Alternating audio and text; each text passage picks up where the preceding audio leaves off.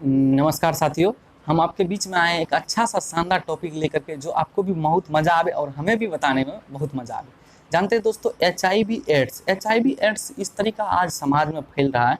पहले तो शहर में देखने के लिए मिलता था मरीज, मगर आज आपको कोई ऐसा गांव नहीं जहाँ पे एच और एड्स का मरीज आपको नहीं मिले। बहुत लोग तो मरने वक्त पता चलता है कि वो जो आदमी मर गया वो एच पेशेंट थे। बहुत तो बताते ही नहीं। ये कैसा शर्मिला बीमारी है, शर्म आता है लोग को बताने में। किस तरीका बताएंगे कि हमको एच हुआ या एड्स हुआ है। इसी तरीका हम आपको डिटेल में बताएंगे दोस्तों कि एच किस तरीका फैलता है और एच पेशेंट से हमको कितना दूरी बनाए रखना चाहिए या किस तरीका हमें फैल सकता है अगर कोई बंदा को एच हो या एड्स हो। इसके बारे में हम आपको डिटेल से बताएंगे। तो देखिए, आजकल एच इतना स्पीड से फैल रहा है कि पहले शहर में इसका मरीज देखा जाता था, मगर आज गांव तक भी इसका मरीज देखने को मिलता है। आप कोई ऐसा गांव नहीं है जहां देखिएगा एक दो पेशेंट जो मरा, जो आपको सुनने के लिए मिला गया ही कि एच पेशेंट था। आज हम आपको बताएंगे दोस्तों एच से किस तरीका बचा जा सकता है और एच क्या क्या परहेज करिएगा कि एच आपको नहीं होगा। थोड़ा बहुत आप जानते ही होंगे, आप मुस्कुराते ही होंगे ये सब बात सुन करके, ठीक ना। तो देखिए दोस्तों, जैसे आप डॉक्टर के पास जाते हैं तो क्या करते हैं? सबसे पहले ब्लड चेक कराते हैं। ऐसा तो है कि निमांस यहाँ डॉक्टर साहब ये मांस काट लो, मांस काट कर चेक कर एच पेशेंट चेक नहीं, ऐसा नहीं करते हैं। पहले क्या होता है कि आप ब्लड चेक कराते हैं। तो उसी तरीका पहले हम आपको थोड़ा बहुत ब्लड के बारे में बताएंगे, उसके बाद हम आपको बताएंगे एच देखिए दोस्तों, यहाँ पे इस तरीका एच होता है, यहाँ पर इस तरीका एच फैलता है। एक एक करके हम आपको रिलेट करके बताएंगे, आपको भी बहुत मजा आएगा। आप बस वीडियो में बने रहिए, स्किप करके वीडियो को मत भागे, ठीक ना। आपको कुछ न कुछ अगर आप देखिए, इधर उधर तो सब करते ही रहता है, थोड़ा बहुत आप अगर ध्यान से देखिएगा तो कुछ न कुछ आप बच सकते हैं। नहीं तो ऐसा आपको पता ही नहीं चलेगा कि एच पेशेंट हो गए, ठीक ना। इसलिए आप बस वीडियो को देखिए और आपको आजकल समाज में नाई के दुकान पर हो किस तरीका आपको परहेज करना चाहिए, एक एक करके हम आपको बताएंगे। दोस्तों, हम आपको एच एड्स को बताने से पहले थोड़ा बहुत आपको ब्लड के बारे में जानकारी ले लेते हैं, क्योंकि ब्लड के बारे में इसलिए हम आपको बताते हैं कि आप कहीं भी हॉस्पिटल जाते हैं तो सबसे पहले आपको ब्लड लिया जाता है आपसे। ऐसा तो नहीं कि मांस आपको काट लिया जाता है और आपसे पूछा जाता है कि बाबू बताओ तेरा एच तो नहीं हो ना, हाँ घपचा घपची नहीं निकली, हाँ ऐसा नहीं पूछा जाता है। क्या करता है? आपसे ब्लड लिया जाता है। तो इस तरीके हम आपको ब्लड के बारे में बताएंगे एक एक करके। देखिए दोस्तों, ब्लड क्या होता है? ब्लड ब्लड जिस तरीका आप शरबत जानते हैं, शरबत कहे तो चीनी और पानी, चीनी को और पानी को घोल दीजिए कस करके तो आपको वो हल्का मीठा लगता है, जिसको आप बोलते हैं शरबत देहाती भाषा में।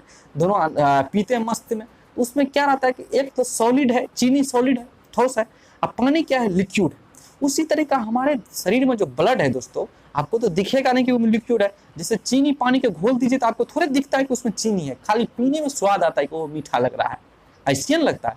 तो इसी तरीका दोस्तों हमारे ब्लड में भी सॉलिड होता है और लिक्विड होता है। सॉलिड को और लिक्विड होता है। तो आपको हम बताते हैं दोस्तों, जैसे हमारे ब्लड होते हैं उसमें 6 प्लाज्मा जिसको बोलते हैं लिक्विड पार्ट, प्लाज्मा होता है जिसको लिक्विड, और रुधिराणु होता है जिसको हम बोलते हैं सॉलिड पार्ट, ठीक ना।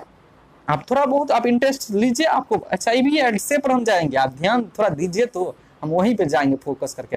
तो क्या होता है हमारे ब्लड में? 2 पार्ट होता है, एक होता है सॉलिड, एक होता है लिक्विड। लिक्विड में क्या होता है? प्लाज्मा, और सॉलिड में क्या होता है? रुधिराणु। तो प्लाज्मा हमारे शरीर में, आपको पूछेगा भाई पानी है मतलब लिक्विड है तो कितना परसेंट लिक्विड है शरीर ब्लड में, और कितना परसेंट मतलब पानी है, सॉरी ठोस है हमारे ब्लड में। तो हम आपको बताते हैं 60%। 60% क्या होता है हमारे शरीर में? प्लाज्मा में लिक्विड होता है ब्लड में। उसके बाद 40% रुधिराणु होता है। रुधिराणु मतलब आपको हम बताते हैं, अभी रुधिराणु को भी बारे में आपको बताएंगे। तो प्लाज्मा आप समझ गए। तो रुधिराणु भी मित्रों 3 प्रकार के इसको भी बांट सकते हैं, आरबीसी, डब्ल्यूबीसी और प्लेटलेट। तो आरबीसी, डब्ल्यूबीसी, प्लेटलेट, ठीक ना। आरबीसी ही के कारण हमारा जो ब्लड होता है खून लाल दिखता है। उसके बाद डब्ल्यूबीसी और प्लेटलेट। आरबीसी का जीवन काल अगर हमसे पूछ लिया जाए दोस्तों, क्वेश्चन में ऐसे पूछ लिया जाता है कि बताइए आरबीसी कितना दिन जीता है, तो 120, 4 और 7 डे यहाँ लिख दिए हैं सब आपको डिटेल में। आरबीसी का जीवन काल 120 दिन, इस डब्ल्यूबीसी का 4 दिन, और प्लेटलेट का बोला जाए तो 7 दिन होता है। ये आपको याद करना है। अगर आप कंपटीशन की तैयारी करते हैं तो याद कर लीजिए। अगर आप ऐसे मस्ती के लिए हमारा वीडियो देखते हैं कि एच एड्स किस तरीका फैलता है तो मत याद करिए, काहे आप याद कीजिएगा, आपको या इससे याद करने का कोई फायदा होगा नहीं। अगर हाँ आप कोई कंपटीशन है, अगर कोई एग्जाम की तैयारी करते हैं तो बस आप याद कीजिए, ठीक ना।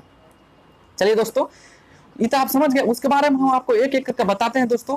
चलिए, आप इन दोस्तों को इतना में स्क्रीनशॉट लेना है तो लीजिए, आगे हम आपको बताएंगे एच एड्स के बारे में। यहीं से डिटेल से निकलता है एच एड्स के बारे में। चलिए स्क्रीनशॉट लीजिएगा दोस्तों, लीजिएगा। तो चलिए दोस्तों, आगे हम आपको बताते हैं। हम आपको बताएं कि जैसे डब्ल्यूबीसी रुधिराणु क्या होता है, आरबीसी, डब्ल्यूबीसी और प्लेटलेट होता है ना। उसके बाद हम आपको बताए डब्ल्यूबीसी पर फोकस आपको देना है, क्योंकि एचआईवी और एड्स के पेशेंट का डब्ल्यूबीसी ही को नुकसान करता है, वायरस। देखिए सिंपल, अगर हम वायरस की बात बोले, अगर वायरस आपको समझ में नहीं आता है विषाणु क्या होता है, तो ऐसा समझिए छोटे छोटे कीट जो हमारे शरीर के अंदर गया, कीट जीवाणु कीट जो कुछ ऐसा पार्ट को खाने लगा जो हमारा इम्यूनिटी सिस्टम बढ़ाता था। इम्यूनिटी सिस्टम कहने का मतलब जो हमें रोग प्रतिरोधक क्षमता बढ़ाता था हमारे शरीर को। हमारे शरीर अगर जैसे कोई बीमारी हो गया तो उससे लड़ता था। चलिए एक एक करके हम आपको बताते हैं दोस्तों। डब्ल्यूबीसी भी कई प्रकार का होता है, जिसको हम बोलते हैं इसोनोफिल, बेसोफिल, न्यूट्रोफिल, मोनोसाइट और लिम्फोसाइट। याद रखना है आपको, अगर याद कंपटीशन का आप तैयारी करते हैं तो याद रखिए, नहीं तो एंजॉय के लिए देखते हैं तो मत याद रखिए। क्या बोलते हैं, इसोनोफिल, बेसोफिल, न्यूट्रोफिल और मोनोसाइट और लिम्फोसाइट। लिम्फोसाइट ही में टी सेल कोशिका पाया जाता है। देखिए यही हमको मुख्य आना था, मगर आप एकाएक हम आपको बता देते तो आपको भी समझ में नहीं आता टी सेल कोशिका क्या होता है। तो हम आपको एक एक करके ब्लड के बारे में बताए, उसके बाद हम आपको बताए आरबीसी, डब्ल्यूबीसी, प्लेटलेट। उसके बाद डब्ल्यूबीसी में हम आपको बताए कि इसोनोफिल, बेसोफिल, न्यूट्रोफिल, मोनोसाइट और लिम्फोसाइट। लिम्फोसाइट में हम आपको बताए कि टी सेल कोशिका पाया जाता है, ठीक ना। ये टी सेल कोशिका क्या करते हैं शरीर को। चलिए दोस्तों, अब यहाँ से एचआईवी एड्स के बारे में आपको बताएंगे, तो यहाँ से आप ध्यान दीजिएगा दोस्तों, अच्छा ध्यान दीजिएगा। सॉरी, देखिए मित्रों, हमारे शरीर में जैसे आप देखते होंगे कि खांसी होने लगा, जैसे अभी हम खांसने लगे, उसके बाद सर्दी जुकाम होने लगा, ऑटोमेटिक सही हो जाता है। आप कभी सोचें कि ये अपने आप सही कैसे हो जाता है। कुछ तो कहता है ना देवीय शक्ति है, नहीं बोलता कि देवीय शक्ति, कुछ तो अंदर शक्ति है जिसकी वजह से ये सही हो जाता है। कभी काल देखते हैं कि दोस्त, हमारे एक फ्रेंड बहुत अच्छा मित्र है, जिसको अगर फीवर आ जाता है तो 1-2 दिन में दवाई ले लेता है और तीसरा चौथा दिन ऑटोमेटिक सही हो जाता है, ऐसा उसका मानना है। ऐसा हम देखते भी हैं उसको, कभी काल अगर मिलते हैं, हमको मिलने का अगर मौका मिलता है तो ऐसा देखते हैं कि अगर 1-2 दिन फीवर लगता है, नॉर्मल फीवर रहता है, दूसरा तीसरा दिन आराम करता है, ऑटोमेटिक सही हो जाता है, मतलब अपने आप सही हो जाता है।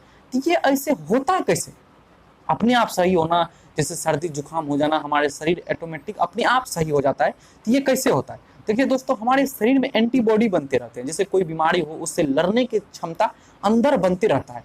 जैसे फीवर हो गया, तो फीवर का अटैक को बचाने के लिए हमारे शरीर में अंदर एंटीबॉडी हुआ या मतलब जितना डब्ल्यूबीसी है, डब्ल्यूबीसी के बारे में बोलते हैं, टी सेल, ये क्या करते हैं कि अंदर में उसको मार देते हैं, उस वैसा जो वायरस हमारे पर अटैक करते हैं उसको मार देते हैं। टी सेल क्या करते हैं, सबको मार देते हैं। जैसे प्लाज्मा आप सुने ही होंगे मित्रों, अभी कोरोना का दूसरा लहर गबे किया है। अब ये बात तो अवश्य सुने होंगे कि दिल्ली और से खासकर काफी न्यूज आया कि जो भी दोस्तों या मित्रों को जिनको भी कोरोना हुआ था उनसे प्लाज्मा लिया जाता था। तो प्लाज्मा लिया जाता था किस लिए, क्या कि प्लाज्मा उसका एंटीबॉडी कोरोना के लायक एंटीबॉडी बना देता था, कोरोना को मार देता था, मतलब कोरोना उस पर अटैक नहीं करता था। मगर क्या करता है दोस्तों, एचआईवी पेशेंट को अभी हम आपको बताते हैं, आप हड़बड़ाइए नहीं, एचआईवी किस तरीके का फैलता है वो बताएंगे ही। देखिए मित्रों, जब हमारे शरीर में एचआईवी का वायरस, एचआईवी के कीटाणु जब हमारे शरीर में प्रवेश करता है, तो जो हमारे शरीर में एंटीबॉडी बना रहे थे, मतलब जो हमारे शरीर के अंदर रोग प्रतिरोधक क्षमता बढ़ा रहे थे, हमारे शरीर का इम्यूनिटी सिस्टम बढ़ा रहे थे, उसको ये वायरस खाना शुरू कर देते हैं। डब्ल्यूपीसी में जो लिम्फोसाइट होता है दोस्तों, टी सेल कोशिका, जैसे आपको फीवर हुआ, खांसी हुआ, कुछ बीमारी हुआ, ये टी सेल कोशिका दौड़ जाता है और ये क्या करता है, उस बीमारी से लड़ना शुरू कर देता है। जैसे आपके शरीर में कोनो बीमारी हुआ, उससे टी सेल कोशिका, इसको बोलते हैं मल्टी, मतलब सलाई रेंज, कहीं भी फिट कीजिए काम कर जाएगा। इसी तरह का ये टी सेल कोशिका हमारे शरीर में एंटीबॉडी, मतलब कोई भी बीमारी अगर अटैक करता है तो उससे लड़ना शुरू कर देता है और उसको हरा देता है और हम सही स्वस्थ भी हो जाते हैं बहुत जल्दी। तो हमारे शरीर के अंदर के ही एंटीबॉडी से हम स्वस्थ होते हैं। ऐसा नहीं आप सोचेगा कि दवाई घोर कर पी रहे हैं स्वस्थ हो जाते हैं, ऐसा भी नहीं है दोस्तों। हाँ, दवाई तो अवश्य हमारे शरीर पर असर करते ही हैं, मगर हमारे शरीर के अंदर जो टी सेल कोशिका है, ये बहुत बड़ा योगदान होता है किसी आदमी को स्वस्थ होने में, किसी को स्वस्थ करने में। क्या कि ये टी सेल कोशिका ही उससे लड़ता है और फाइट करता है, उसके बाद जीतता है, तो हमारे शरीर स्वस्थ हो जाता है। मगर एचआईवी वायरस जब हमारे शरीर के अंदर प्रवेश करते हैं, तो ये क्या करते हैं मित्रों, इन्हीं टी सेल को खाना शुरू कर देता है। ये टी सेल को क्या करते हैं, पहले कुछ नहीं करते हैं। देखिए, एचआईवी वायरस से हमको नहीं बुखार लगता है, नहीं दमा होता है, नहीं टीबी होता है, नहीं मलेरिया होता है, कोई भी बीमारी नहीं होता है। उससे क्या होता है कि ये टी सेल कोशिका को अटैक करता है। जितना हमारे शरीर में एंटीबॉडी बना रहता है उसको वो खाना शुरू कर देता है और धीरे धीरे धीरे धीरे जितना पूरे शरीर में टी सेल कोशिका पाया जाता है सबको खा जाता है। धीरे धीरे करके क्या करता है, टी सेल कोशिका, टी सेल ही कोशिका एक ऐसा कोशिका था जिसको बोल सकते हैं एनएसजी कमांडो, जो हमारे पूरा रक्षा कर रहा था शरीर का। जिस तरीके हमारे देश को रक्षा करता है कमांडो, बीएसएफ के जवान सब, उसी तरीका हमारे शरीर को टी सेल कोशिका रक्षा कर रहा था। तो क्या होता है कि टी सेल कोशिका को धीरे धीरे धीरे धीरे धीरे पूरा HIV एड्स जो होता है, एड्स का जो वायरस होता है, वो धीरे धीरे धीरे धीरे पूरा करके हमारे शरीर का टी सेल कोशिका खा जाता है। जब टी सेल कोशिका खा जाता है दोस्तों, तो इस तरीका, जिस तरीका आप इंडिया के बॉर्डर पर से सेना को हटा दीजिए तो कोई भी कभी अटैक कर देगा। अरे सेना जब भारत के बॉर्डर पर से हट जाते दोस्त, के बचे थे बॉर्डर, अपने लोग यहाँ लाइव क्लास देंगे, आएगा साला नक्सली या क्या बोलते हैं उसको, आतंकवादी सब थूर कर चल जाएगा। तो किस लिए नहीं थूरता है, क्या कि चारों तरफ जो है बाउंड्री दे करके हमारे सेना फौज खड़ा हो रहता है ना, फौज खड़ा, उसीलिए हमारे लोग को थुराते नहीं है, तो कभी वो थुरा जाएंगे जिस तरीका आतंकवादी सब फैलते जा रहा है। उसी तरीका दोस्तों हमारे टी सेल कोशिका हमारे शरीर में क्या करते हैं कि ये एक आर्मी, एक फौज है, ये अपना फौज तैयार कर रखे हैं और कोई भी बीमारी बाहर से अटैक करता है उस पर ही सीधे अटैक करना शुरू कर देता है। मगर HIV वायरस क्या करते हैं दोस्तों, इसी का खाना शुरू कर देता है, मतलब हमारा आर्मी बेसे को खाना शुरू कर देता है, ठीक है दोस्तों, हमारा आर्मी का ही चौपट करना शुरू कर देता है। जब ये टी सेल कोशिका दोस्त जितना आपका अच्छा शरीर रहेगा उसके अनुकूल लेता है, 1 से 2 साल, 3 साल मैक्सिमम हो गया है HIV पेशेंट के लिए, 3 साल अंतिम है उसका, समझिए 3 साल से ज्यादा नहीं हो सकता है। 1 से 2 साल तक अंतर टी सेल कोशिका पूरा शरीर के अंदर खा जाता है, मतलब पूरा जितना हमारे शरीर के अंदर सुरक्षा कर रहा था टी सेल कोशिका अदर वायरस से, अदर जीवाणु से जो हमारे बीमारी फैलाते थे हमारे शरीर में अंदर आकर के, सबको खा जाते हैं। खाने के बाद क्या होता है दोस्तों, ये तो खा गए HIV वायरस, उसके बाद वो कुछ नहीं करते। जैसे हमको बुखार लगा तो अब बुखार सही नहीं होगा, जैसे हमको कोई टीबी पकड़ लिया, खांसी हो रहा है, खांसी से टीबी हो जाएगा, टीबी से धीरे धीरे फेफड़ा खत्म हो जाएगा, मतलब सही होना नहीं होगा, मतलब कोई भी बीमारी आपको हो जाए वो सही नहीं होगा, क्योंकि आपका सुरक्षा दे रहा था उसी को HIV खा जाता था। तो HIV वायरस से यही अटैक होता है दोस्तों, जो हमारे इम्यूनिटी सिस्टम को पहले डिस्टर्ब करता है कि इसका जो मतलब रोग प्रतिरोधक क्षमता है इसको खाओ, तो टी सेल कोशिका को सबसे पहले खा जाता है। उसके बाद अगर आपको बुखार लग गया तो मलेरिया हो जाएगा, उसी से आपको मियादी बुखार हो जाएगा, ई हो जाएगा, वो हो जाएगा, मतलब आपका टिकट कटना तय हो जाएगा, ठीक समझ गए ना। तो अब जानते हैं दोस्तों HIV फैलता है कैसे। देखिए दोस्तों, HIV अगर नॉर्मल बोला जाए तो शारीरिक संबंध बनाने से फैलता है, अगर सिंपल में बोला जाए तो शारीरिक संबंध बनाने से फैलता है। इधर उधर आप लोग घपाघप करते हैं, जैसे घपाघप तो आप जानते ही होंगे, एक गाना भोजपुरी में आया हुआ है दोस्तों, क्या बोलते खेसारी लाल का गाना है कि अमू बंगाल जेबो पारा पड़ी करबो, ठीक ना, तो अमू क्या ना बोलता है, इस तरीका बोलता है कि अमू बंगाल जेबो तारा तरी करबो। तो इसी तरीका दोस्तों, जिससे आप एक, जैसे आप या एक लड़की किसी में फैल सकता है, ऐसा नहीं कि लड़का से लड़की में या लड़की से लड़का में, कोई में ही HIV वायरस फैल सकता है। तो जानते हैं ये फैलता है किस तरीका, जैसे आप किसी से शारीरिक संबंध बनाते हैं, किसी से सेक्सुअल रिलेशनशिप अगर बनाते हैं दोस्तों, किसी को आप सेक्स करते हैं, नॉर्मल समझिए, देखिए सेक्स आजकल बोलना एक अलग लगता है, क्या बोल दिया, अरे भाई एक सच्चाई है, अगर किसी से आप संबंध बनाते हैं उसी दौरान अगर वो भी किसी से संबंध बनाया होगा, अगर उसमें अगर HIV वायरस आ गया तो आप में भी हो जाएगा, ये 100% सही है, ठीक ना, ये 100% है कि आपको होगा ही होगा। इसलिए आप दोस्तों आप प्रोटेक्शन यूज कीजिए, जिसको बोलते हैं कंडोम, आप कंडोम यूज करके आप बस सेक्स क्या कीजिए, इसमें कोई बड़ी बात ऐसे आप लोग मानते थोड़े हैं, इसलिए आप प्रोटेक्शन का बस यूज क्या कीजिए दोस्तों। अगर आप शारीरिक संबंध बनाते हैं तो प्रोटेक्शन का, आप अगर आप ना पार्टनर से बनाते तब तो ठीक है, अगर अलग अलग मुंह मारते रहते हैं तो आप प्रोटेक्शन का बस यूज क्या कीजिए, नहीं तो आप HIV पेशेंट हो सकते हैं। और HIV एक बार हो गए तो आपको विधाता भी नहीं बचा पाएगा, मतलब ऊपर वाला ब्रह्मा बीजी आपको नहीं बता पाएगा, आपको जाना तय है, ठीक ना। तो इससे आप बच सकते हैं दोस्तों, किस तरीका आप, और उसके बाद बताते हैं, जैसे आप नाई की दुकान पर जाते हैं तो खास कर याद रखिएगा दोस्तों, कि एक ब्लेड जो जिससे दाढ़ी उड़ी बनाते हैं, एक ब्लेड से 2 आदमी का दाढ़ी नहीं बने। जैसे आपका दाढ़ी बनाना है तो आप अपना अलग ब्लेड ले आइए या उसको बोलिए अलग ब्लेड दे, इस बात को आपको बहुत ध्यान रखना है दोस्तों। जैसे घर परिवार में या दोस्त यार में क्या करते हैं कि पार्टी सार्टी करते रहते हैं, नाखून काटना रहता है तो एक ही ब्लेड से सब आदमी नाखून काटना शुरू कर देते हैं। तो इस बात सबको बहुत ध्यान रखना है दोस्तों कि एक ब्लेड से नाखून नहीं काटना है, जैसे नाखून काटने वाला जो आता है, क्या बोलते हैं उसको, जो भी हो, उस सब चीज से आपको बचना है दोस्तों। इस चीज से आपको हो सकता है कि HIV वायरस फैल सकता है। अगर उसमें अगर एक आदमी की जैसे ये काटा, उसमें ब्लड मिल गया, आप भी काटे नाखून, उससे ब्लड अटैच हो गया तो आपको HIV हो जाएगा। ये सब बात का आपको बारीकी बात है दोस्तों, आजकल बहुत स्पीड से ये बीमारी फैल रहा है, इसलिए आपको इस चीज को बहुत ध्यान से रहना होगा दोस्तों। और जानते हैं कि HIV वायरस एक दूसरे में मतलब कैसे ट्रांसफर होता है। तो आप तो समझ गए सेक्सुअल से, उसके बाद आप समझ गए किसी कटे फटे अगर चीज़ से आप अटैच होते हैं तो उससे आपको अंदर हो सकता है। दूसरा दोस्तों, अगर कोई मैन डिस्चार्ज जैसे नाइट फ्लो हो या होमेन हो, उसके भेजना से कुछ तरीका निकलता है जो ओवम, इस तरीका अगर आपको अटैच शरीर में आ जाए, अंदर चल जाएगा, तो इससे भी आपको हो सकता है। तो ये सब चीज़ का भी आप बहुत बारीकी से ध्यान दीजिएगा दोस्तों। उसके बाद जानते हैं कि उसका अगर माँ का है HIV, तो उसका बाल बच्चा में भी अगर उसको जन्म के बाद सुई जो पड़ता है, अगर सुई सब नहीं दिलाया गया तो उससे भी उसको HIV होने का चांस रहता है दोस्तों। ऐसा कहा जाता है दोस्तों, दूध से भी HIV फैला जाता है। जिसका माँ में है उसका बेटा बाल बच्चा में दूध के माध्यम से भी HIV फैल सकता है, अगर बारीकी से अच्छा से उसको नहीं देखभाल करे। तो इस तरीका आपको दोस्तों HIV फैलता है, HIV से इस तरीका आप सावधानी रह सकते हैं। और दोस्तों याद रखिएगा, प्रोटेक्शन बस याद रखिएगा, सब कुछ याद रखे कि नहीं रहेगी, प्रोटेक्शन का बस याद रखिएगा दोस्तों।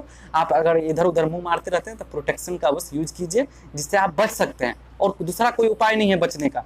ठीक है दोस्तों, तो आपको अगर हमारा वीडियो अच्छा लगे, आपको लगे कि कुछ जानकारी मिला इस वीडियो में, हम आपको सबसे पहले ब्लड के बारे में बताएं कि ब्लड, उसके बारे में हम आपको बताएं किस तरीका HIV फैलता है और HIV फैलने से किस तरीका आप बच सकते हैं।